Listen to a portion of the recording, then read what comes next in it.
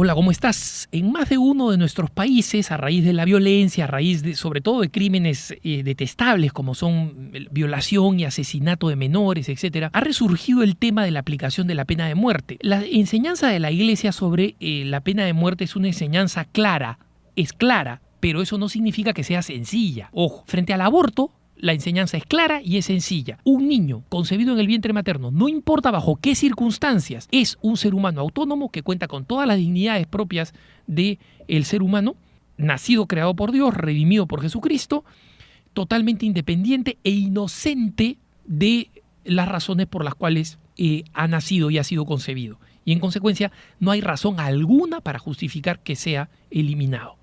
Por eso no es posible comparar el tema del aborto con el de la pena de muerte. Algunas personas emocionalmente dicen, ¿cómo puedes estar tú opuesto al aborto y a favor de la pena de muerte? Digo, no me lo dicen a mí, yo no estoy a favor de la pena de muerte, pero se lo dicen a católicos que están a favor de la pena de muerte.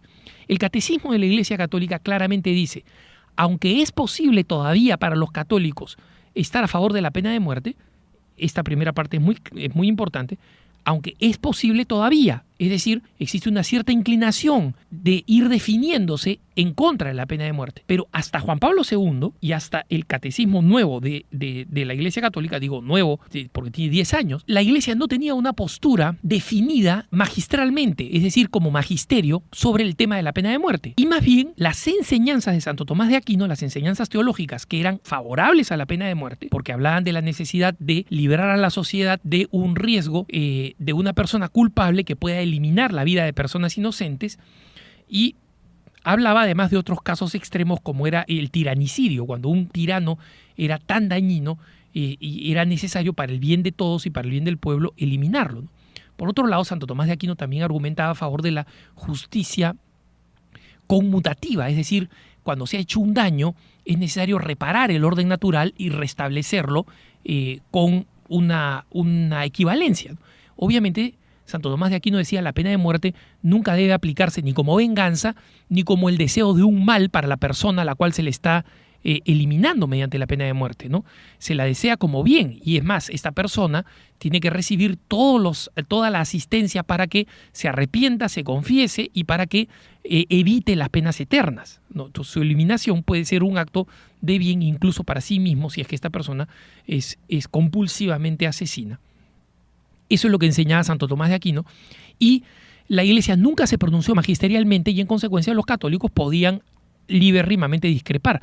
Todavía el catecismo reconoce que los católicos pueden discrepar, pero claramente señala que cada vez existen menos razones para pensar que la pena de muerte es justificable.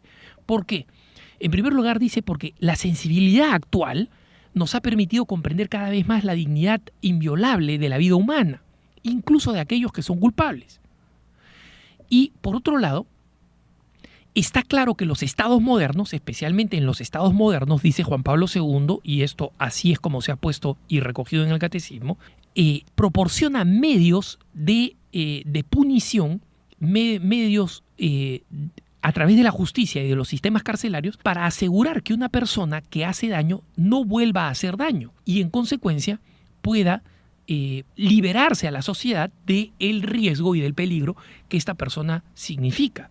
Además, puede restituir algo a la sociedad mediante muchos de los actuales sistemas carcelarios que hacen que los presos que están en cadena perpetua trabajen y realicen actividades a favor de la sociedad desde la cárcel. Por supuesto, eso nunca va a restituir la vida que ha sido arrebatada por un criminal, pero la pena de muerte tampoco restituye eso, ¿no? Los muertos no vuelven a vivir porque un culpable es condenado a muerte.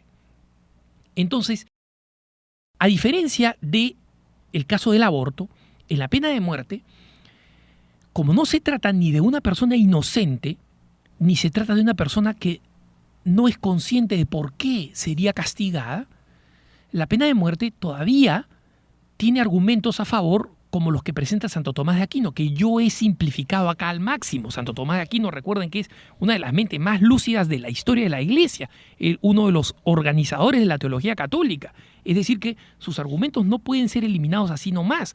Juan Pablo II, siendo un papa con una clarísima sensibilidad contraria a la pena de muerte, ni siquiera él, siendo papa, quiso cerrar la puerta de manera definitiva al tema de la pena de muerte. Sí se encaminó la Iglesia hacia una postura más contraria a la pena de muerte y más favorable a que no se aplique la pena capital. Personalmente, hasta antes de leer la Evangelium Vitae y la nueva versión del Catecismo, yo era favorable a la pena de muerte. Mi opinión ha cambiado porque me he ido inclinando, asintiendo espiritual e intelectualmente a los argumentos del Papa Juan Pablo II y del Catecismo de la Iglesia Católica, que son los argumentos que además ha repetido el Papa Benedicto XVI.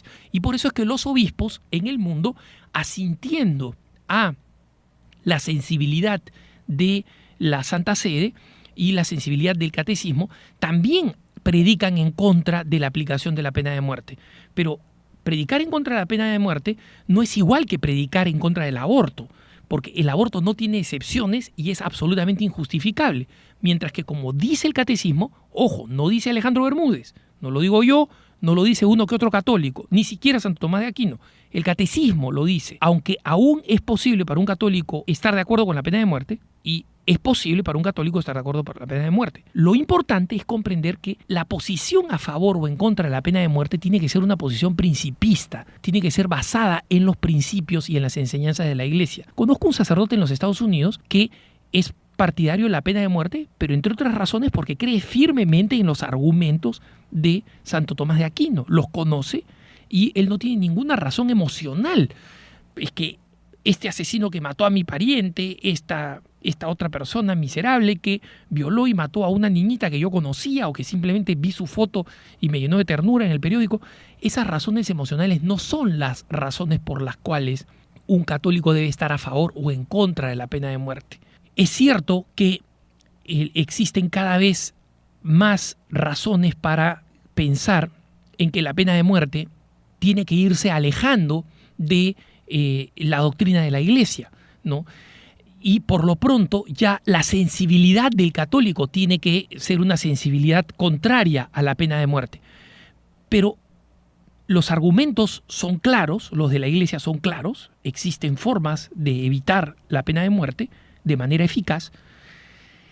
Sin embargo, los católicos que están todavía a favor de la pena de muerte tienen que serlo por razones doctrinales, porque respaldan los argumentos de Santo Tomás de Aquino que la Iglesia no ha cancelado, ni Juan Pablo II ha querido cancelarlos, y no por razones ni pasionales ni por razones de excepción, es decir, casos extremos, porque ninguna ley, ni la ley civil ni la ley canónica, se establece en base a situaciones emocionales o a casos extremos.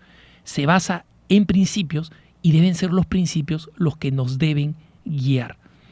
Y a nosotros los católicos, junto con los principios, ese asentimiento de fe que incluso cuando los papas no enseñan en materia absoluta de dogma, de moral y de costumbres, ese asentimiento también debe acompañarnos y me parece que es lo más sano para un católico irse inclinando a esta postura que viene alentando la Iglesia de irnos alejando de la aceptación de la pena de muerte como un camino correcto para castigar y restablecer el orden. Que tengas un buen día.